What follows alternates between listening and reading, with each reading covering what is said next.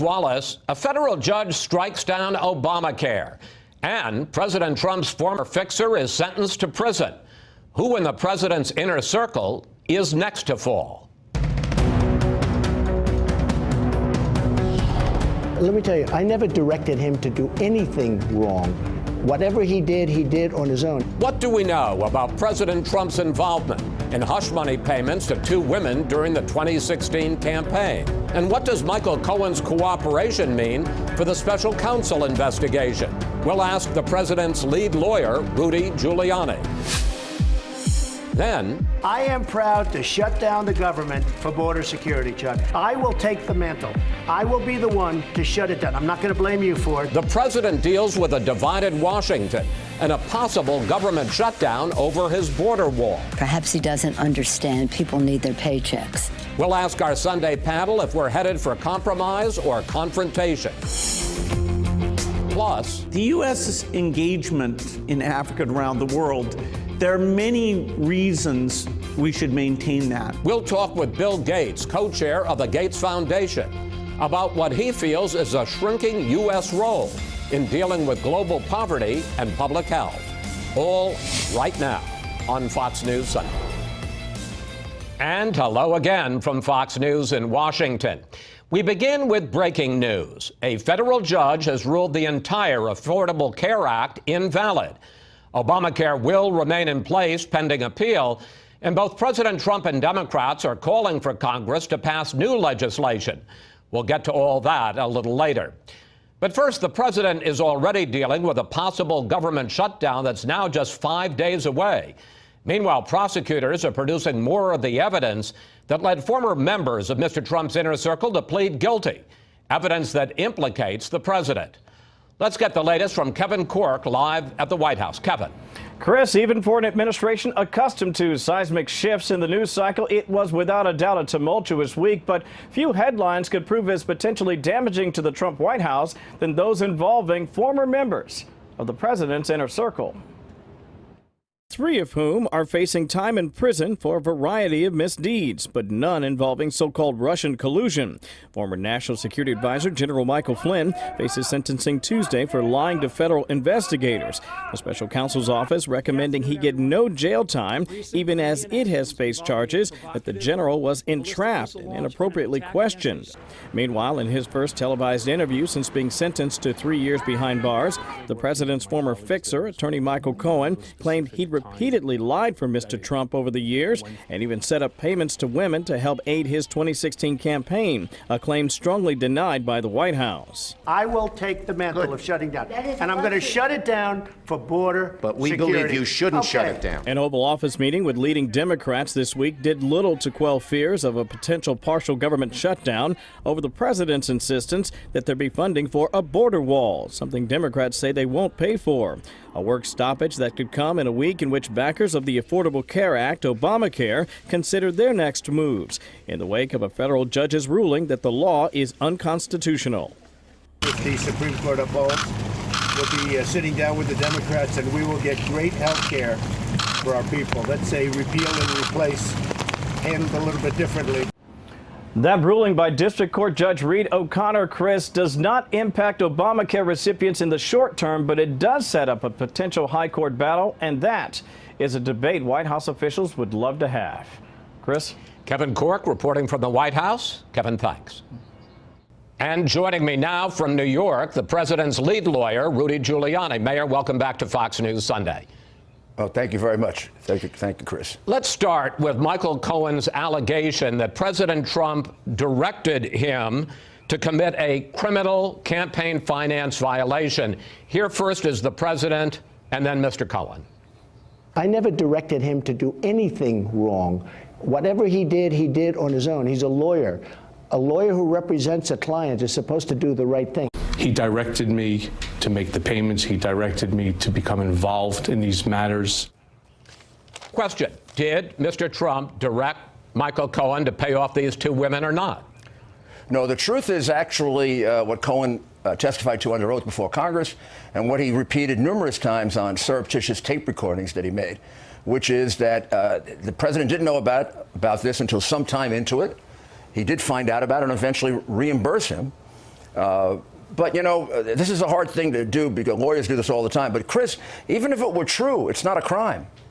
The payment of money in a situation like this has been covered in the Edwards case. Not only the acquittal and hung jury in the Edwards case, but the fact that the FEC looked at those Edwards violations and determined they weren't violations. I promise you we're going to get to that in a minute, but let's get to the simple fact question of whether the president directed Cohen to make these payments or not. Cohen says that the president is not to be believed. Here he is. The man doesn't tell the truth. And it's sad that I should take responsibility for his dirty deeds. Wow. Mayor Giuliani. That's some lawyer. That is some lawyer. He was the lawyer in that situation. Well, but does the president tell the truth or not? The president is telling the truth, yes. This man is lying. Now, is that a big surprise to you that Michael Cohen is lying? The man got up in front of the judge and said, I was fiercely loyal to Donald Trump. Nonsense, he was fiercely loyal to him. He taped him, lied to him, revealed the tape, and did something a lawyer I've never heard ever did. Tape record his own client. But sir... He sat there with Chris Cuomo, told him he wasn't being taped, showed him a draw. And he lied to him and taped him for 2 hours. The man is a complete pathological liar. But cannot be believed. Sir, let's turn to. And they'll never put him on a witness stand. They will never, Chris. They will never put him on a witness stand. I understand, but there's the question. The real question is the credibility of the president, not the credibility of Michael Cohen. And the fact is, let me just finish. The president has changed his story repeatedly about whether or not he knew about hush money. Here is what he said on Air Force One. The president said on Air Force One this April, 8 months ago. Mr. President, did you know about the $130,000 payment to Stormy Daniels? Then why did Michael Cohen make it if there was no truth or allegation? You have to ask Michael Cohen. Michael's my attorney, and you'll have to ask Michael. Do you know where he got the money to make that payment? No, I don't know. President says he doesn't know anything about any payments, but in one of those tapes that you're talking about, where Cohen surreptitiously taped the president, this is back in September of 2016, here are the president and Cohen discussing a potential payment. Let's listen to the tape for a second. Sure, I remember it well. I'm all over that.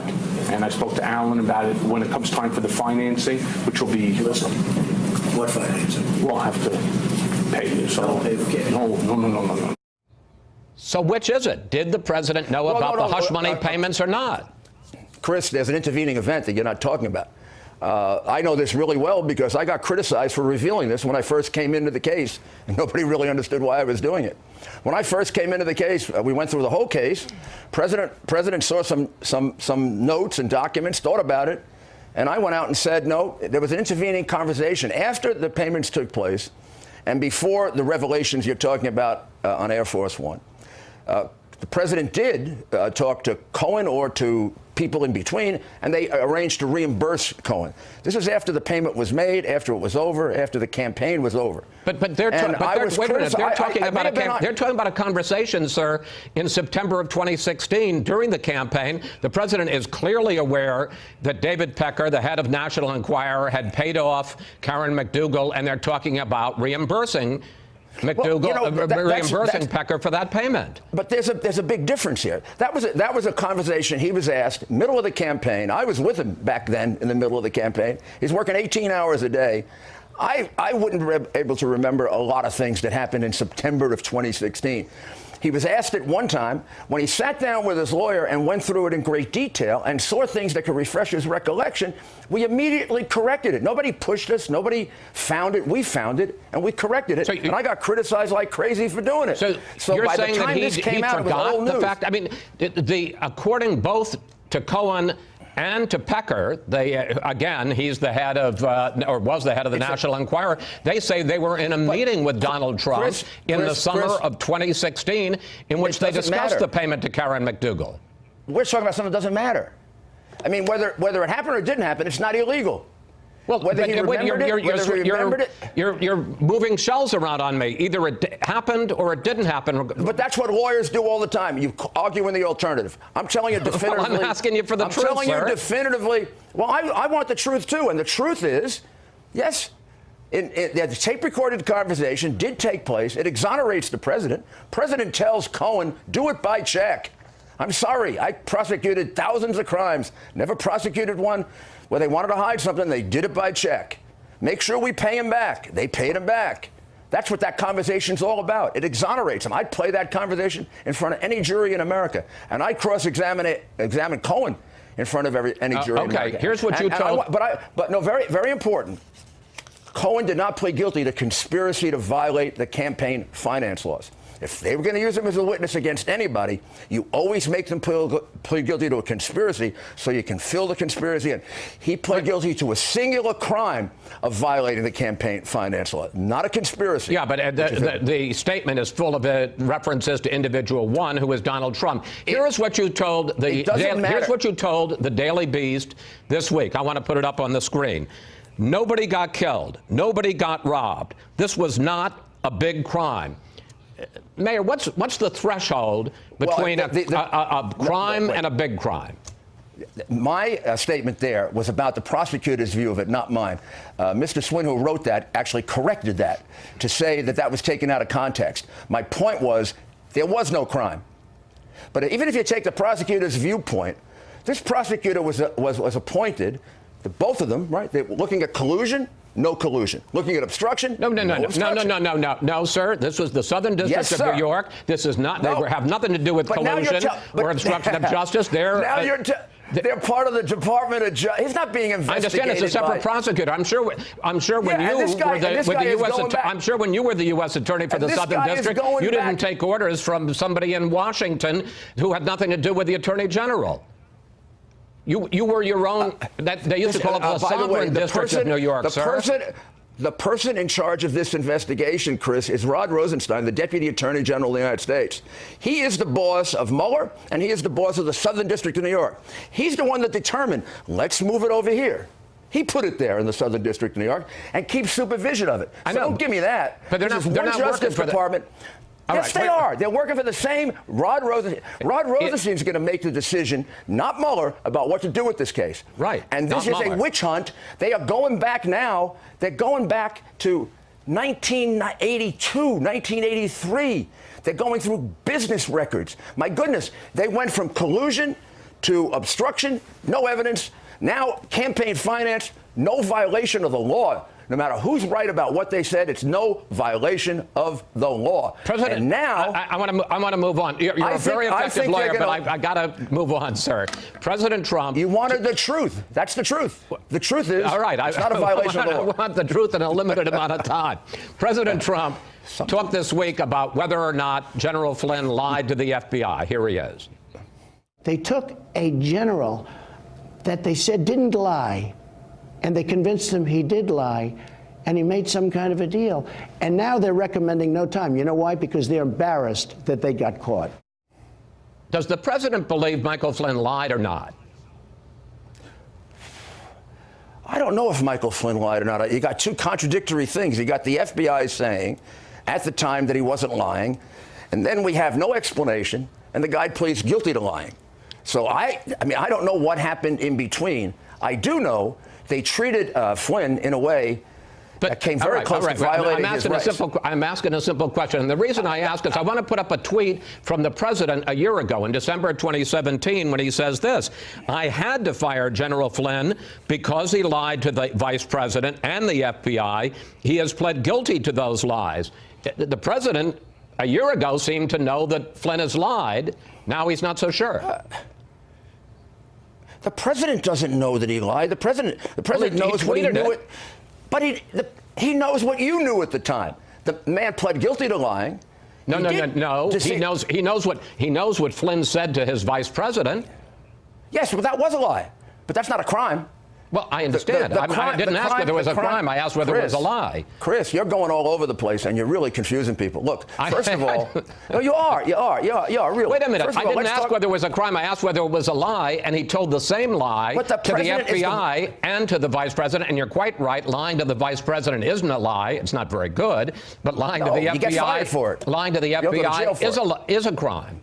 Right. And the more important thing about what the president knew or didn't know, because this doesn't involve the president in terms of him being involved in any kind of conspiracy or anything else, It's like if it's reported that one of my assistants, when I was a U.S. attorney, lied to the court.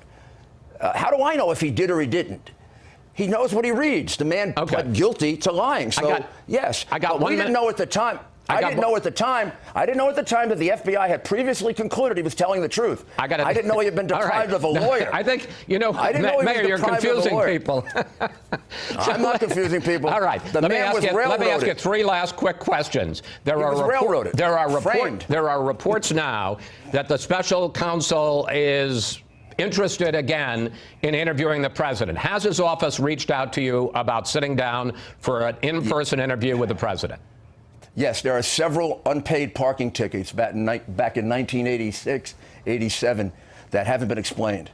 Seriously? You know, we've got seriously, unpaid parking tickets. No. It was a movie theater where he didn't pay the proper fee. Is the special counsel, does he want to interview the president? Yeah, good luck.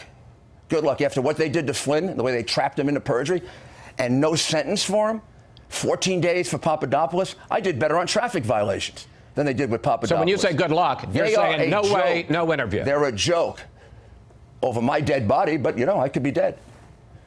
Do they want to speak to the president? I do have other lawyers. I am disgusted with the tactics they have used in this case. What they did to General Flynn should result in discipline. They're the ones who are violating the law. They're looking at a non-crime collusion. The other guys are looking at a non-crime campaign violations, which are not violations. And they are the ones who are violating the law, the rules, the ethics, and nobody wants to look at them. They destroyed Strzok and Page's texts, 19,000 texts. If he had destroyed 19,000 texts, they'd put him in jail. Mayor? Even though they can't, because he's the president. Mayor Giuliani? Yeah. Thank you. I get a little. Listen, I love it, and please come back. To be continued. Thank you for your time. Always good to talk with you, sir. I enjoyed it. Thank you. Thank you. Up next, we'll bring in our Sunday group to discuss what a judge's Obamacare ruling could mean for millions of Americans. Plus, what would you like to ask the panel about President Trump saying he'd be proud to shut down the government over a border wall? Just go to Facebook or Twitter at Fox News Sunday, and we may use your question on the air. Big victory by a highly respected judge, highly respected in Texas. And on the assumption that the Supreme Court upholds, we will get great health care for our people. We'll have to sit down with the Democrats to do it, but I'm sure they want to do it also. President Trump praising the ruling from a federal judge striking down the entire Obamacare law. And it's time now for our Sunday group. Fox News senior political analyst Brit Hume, columnist for The Hill, Juan Williams, Julie Pace, Washington bureau chief for the Associated Press, and Mark Short, former director of legislative affairs for President Trump. Well, Brit, the federal judge said Obamacare is invalid because Congress has taken out the tax penalty as part of the individual mandate, which is the way that it passed through the Supreme Court in the first place. But we should point out the law stays in effect pending appeal. What do you think of the ruling, and how do you think this plays out politically? Well, remember, this is a trial court judge. Right. So this is subject to appeal to the appellate courts and perhaps onto the Supreme Court. I think it's an interesting legal argument whether because of the invalidation or the zeroing out of the penalty, whether the whole law, therefore, is invalid. I think you can hear good legal arguments on both sides of that issue, but I think we've nowhere near heard the last of this. And because the judge did not issue an injunction that shuts it down, as you point out, Obamacare will remain in place for what's left of Obamacare remains in place for the foreseeable future. But how does it play politically, given the fact there are certain parts of Obamacare that people didn't like the individual mandate? On the other hand, there are a lot of parts of it that people did like pre-existing conditions, right. And that's, according to the judge's ruling, would be out too. It would be out, but it won't be out now, and it won't be out soon, in my judgment. So I think that the political effect would depend on the actual practical effect, and there is no practical effect for the time being. All right. Juan, the president and Republicans ran on 2016 on the idea of repeal and replace Obamacare, which they thought was a good issue for them. Democrats won in 2018 on the argument, well, the Republicans want to take away your pre-existing conditions. So how do you think this is going to cut, particularly given the fact, as Britt says, that it's not going to have a practical effect, it's not going to take effect for some months, maybe a year, as it goes through the courts? Well, I think you can see already this morning, Republicans are on their heels, not really saying much about this, while you have Nancy Pelosi potentially incoming Speaker of the House, saying Democrats will defend it. Chris Murphy, the senator from Connecticut, saying it's a 5-alarm fire. I think clearly Democrats see themselves in a position where they are on the offensive with the voters about this. If you take away Obamacare, after how many, 70 votes by Republicans to repeal it, didn't work even with a Republican majority, Chris. It's not only that you would do away with things like pre-existing conditions, you would drive up premiums for everybody. Our healthcare system would be in chaos. So I think that what you get here is Republicans right now, including President Trump, who initially tweeted great, are saying we need a bipartisan collaboration here to make healthcare work. That's a different tone from Republicans, and I think it's very telling about who's politically at risk here.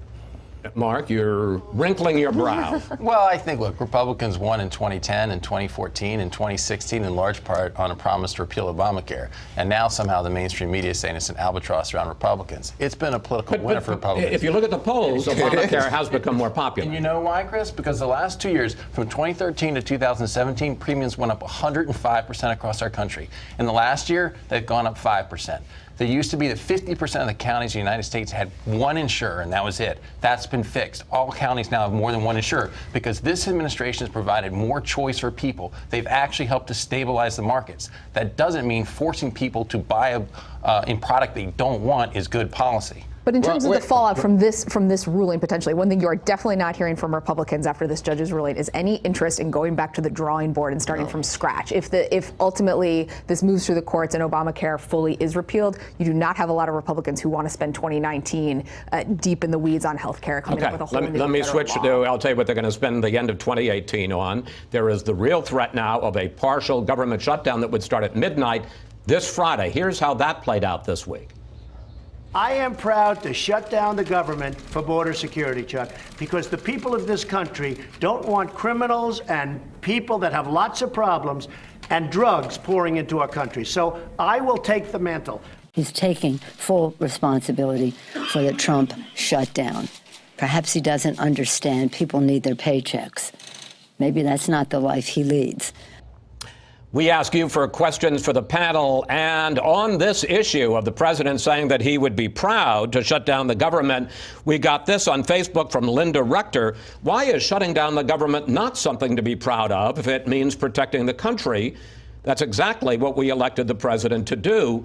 Mark, one, how do you answer Linda? And two, as the person who until last July used to deal with Congress for the White House, for President Trump, what do you think is going to happen? Will there be a shutdown? Will they kick it down the can into January? If there were a shutdown this time, it'd be very different than previous ones. This government has already funded all the men and women serving in uniform. It has funded all of your entitlement checks. It has promised to keep all the parks open. So the average American wouldn't even recognize this shutdown other than the fact that it would be a media story, Chris. So it would be different. Wait. There's about 30% of the government that gets shut down, and I think 30 to 40% of the employees. And every time there's been a shutdown, every employee has been paid back in full. So I think the average person is not going to feel it in the immediate future. Having said that, I still think you're going to find a compromise that comes together before the end of this week. I think the president's going to look to find ways to fund this out of military construction dollars. That will create a separate problem later because Democrats will object to that.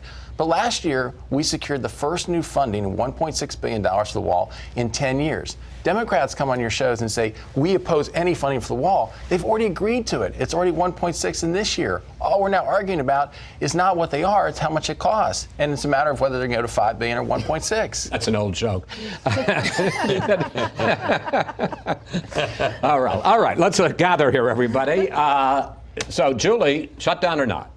I think all signs point to, as Mark says, some kind of compromise. I think we're going to have a tense couple of days. This is normally how the patterns of these shutdowns play out. But both Republicans and Democrats that I talked to on Capitol Hill last week have very little interest in a shutdown. They have very little interest in staying in Washington for Christmas, which ultimately is what this comes down to a lot of times. I do think that the president might be itching for a shutdown, but I ultimately think he will sign on if there is some kind of compromise that gives some amount of wall funding, and then he can punt toward the military military to see if that's another option for All building right, his let me wall. ask you about another issue, which is that the president on Friday afternoon named a new acting chief of staff, Mick Mulvaney, and it's already come out that during the 2016 campaign, during a debate, right after the Access Hollywood came out, a debate with his Democratic candidate, this is before he joined the Trump administration as OMB director, he said this.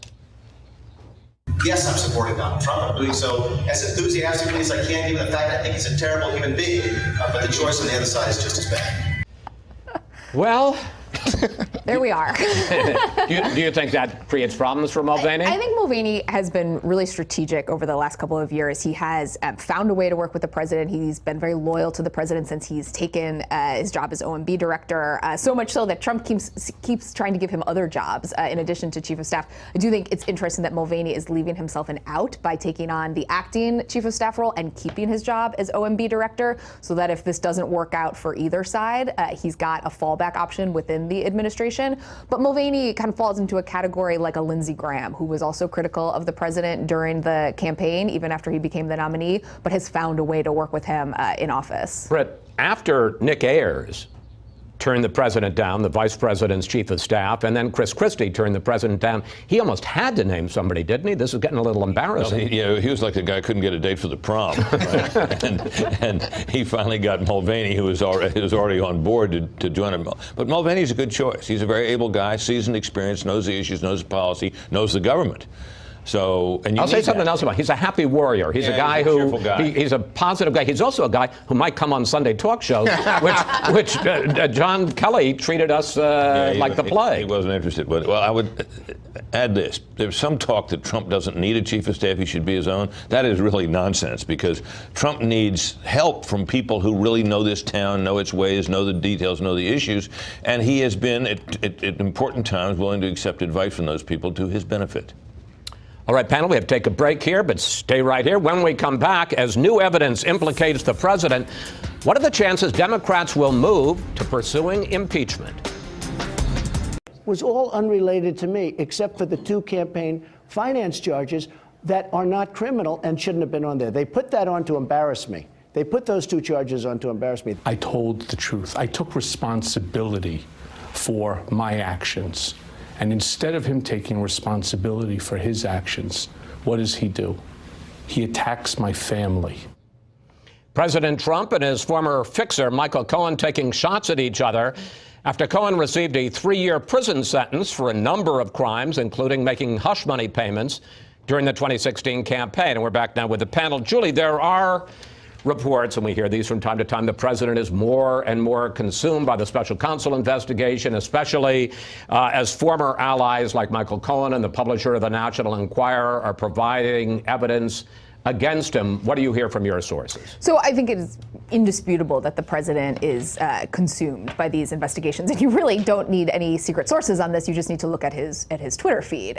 He is following the twists and turns of this extremely closely, and as people who are close to him get caught up in this, he gets more agitated. And I think now we are seeing that almost every aspect of his life over the last several years is now under some level of investigation. His administration, his campaign, the inauguration, and his businesses. And the business piece of this is, I think, the one that is getting to the president the most. Because, yes, being president is part of his identity, but actually being this successful businessman is almost more important to him in some ways. It's how he has defined himself for decades, and it's his children's legacy. They are at the top of this at this business, and any sign that his business could crumble, that past business dealings could be swept up in this investigation is incredibly personal to him. Mark? I agree 100% with Julie. I think that what's unfortunate here is that you have what begins as a special prosecutor focus on collusion in Russia, and as Julie just said, it's about every part of his life. We end up saying, instead of investigating a crime, or investigate a person. And Republicans and civil libertarians used to oppose that notion after Iran-Contra. Then they fell in love with it during the Whitewater years because they said, well, it was a land deal, became something about an affair with an intern. And it's a problem. It's a problem where we have prosecutors going all over. And how about the argument that is made, gee, we didn't hear Republicans complain about it when it happened to Bill Clinton? I agree 100%. I'm saying Republicans as well have been hypocritical on this. There used to be a group of strong civil libertarians who would recognize the problem of special prosecutors. And this is now what's been born of that fruit. All right. So far, the only alleged crime that the president is specifically linked to is not collusion, is not obstruction of justice. It involves campaign finance violations, alleged campaign finance violations. Here is how Democratic Congressman Jerry Nadler, the incoming chair of the House Judiciary Committee, responded to that this week. Well, they would be impeachable offenses. Whether they are important enough to justify an impeachment is a different question. Britt, how persuaded are you that if President Trump directed these payments, these hush money payments, as Michael Cohen says he did, that it was a campaign finance violation on his part, a criminal violation?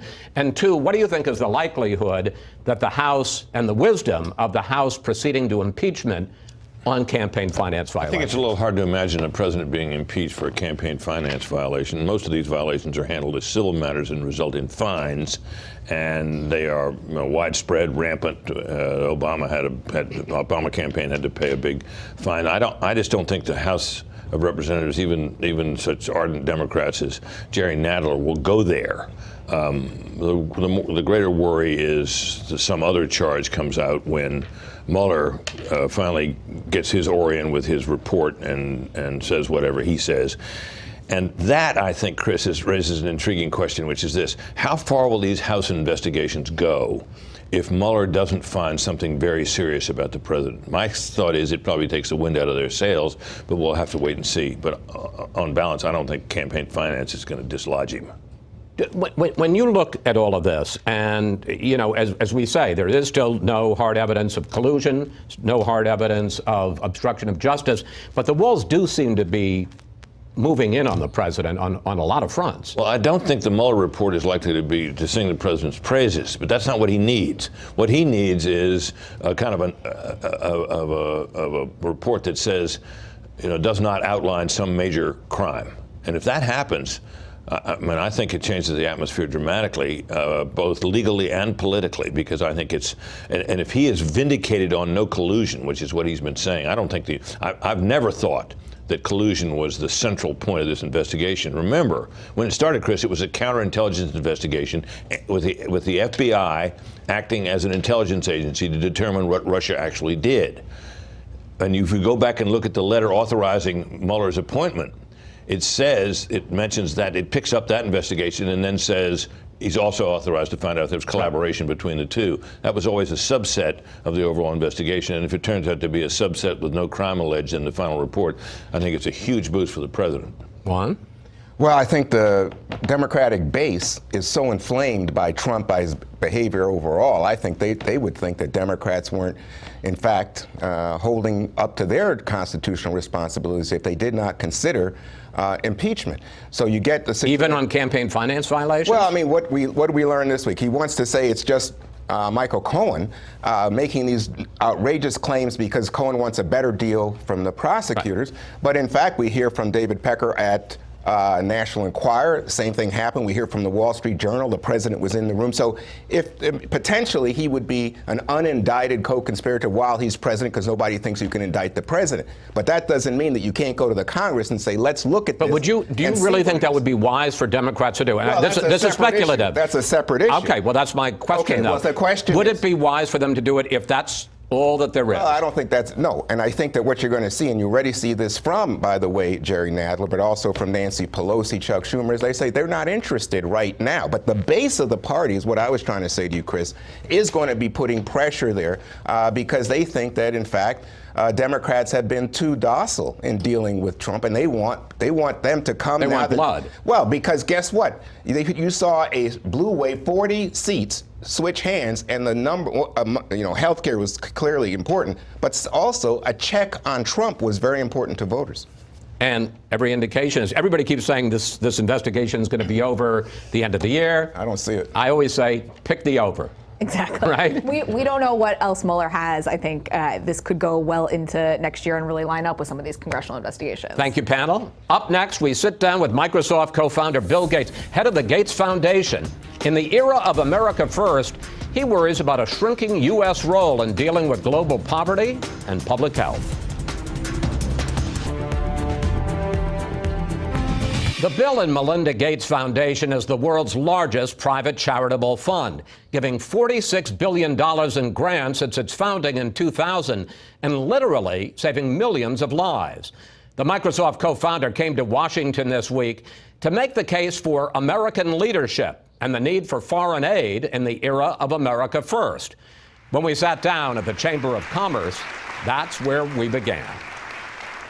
There was a recommendation by the executive branch to make fairly substantial cuts to the USAID budget. And fortunately, the Congress took that proposal, which would have meant cutting people off from those HIV medicines, and they decided to maintain the foreign aid levels. Your wife, Melinda, recently talked about, and I want to quote her directly, how incredibly disappointing it is to see U.S. leadership deteriorating and the view of the U.S. deteriorating because of some of the egregious things that have been said by this current administration.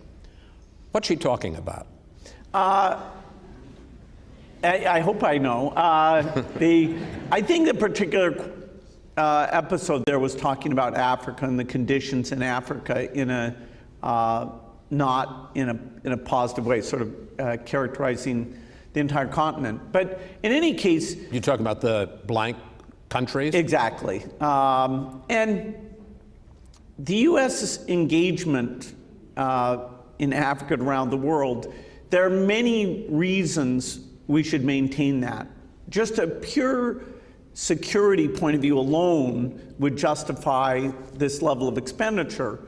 Now, for many people, the humanitarian part of it is also there, and that part is dramatic. And so it is disappointing when it feels like the U.S. is being short-term and the U.S. is only thinking about its interests in a very narrow way and not being the leader that says, no, we are going to help these countries get so that they can take care of themselves.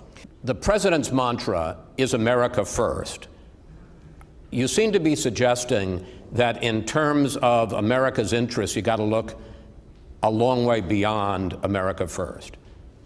Well, I think that the broad definition of our interests, including investing in allies and not viewing every transaction as one that we have to maximize our benefit, taking world institutions and have them just focus on the United States. What we did in terms of the post-World War II institutions has been a fantastic thing. That included having a common view of the future with our Western allies. If you really follow that line of thinking, the idea of helping Africa, of working on an HIV vaccine to stop the AIDS crisis, you just wouldn't do it. And yet I feel, even in that narrow framework of, okay, I only care about how U.S. citizens do, even in that framework, these institutions, these alliances, these investments in innovation are overwhelmingly smart things to do. Since the year 2000, 1 billion people have lifted themselves from what you define as extreme poverty. And you say that the first wave was in China and the second wave was in India. Before we get to places where the wave hasn't hit yet, what happened in those places? One of the first things you want to do in these countries is raise agricultural productivity. All of the Asian miracles, even going back to Taiwan and Japan, South Korea, involved more than tripling agricultural output per person so you could free up that labor and move it into the cities. And if you had the right infrastructure, educational investment, then you've got a manufacturing sector of the economy, and slowly but surely you'd get a very large middle class. You talk about the successes, the waves in China and in India, and then there's Africa. You say that by 2050, 86% of the extremely poor people in the world will live in Africa, and in fact, 40% will live in just two countries, the Democratic Republic of Congo and Nigeria. What's holding them back? They're starting at very low levels of infrastructure, very low levels of poverty, and one of the things that drives those numbers you mentioned is the very high population growth. So they account for double the portions of births you'd expect. By the end of the century, the majority of births in the world will take place in Africa. Africa has to demand our attention. That's where extreme poverty is still tough. That's where stability is difficult to achieve. And we've got to go after things like these neglected diseases, malaria.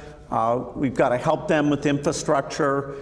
It's really, in terms of our humanity of helping the poorest, Africa is where we'll be most tested.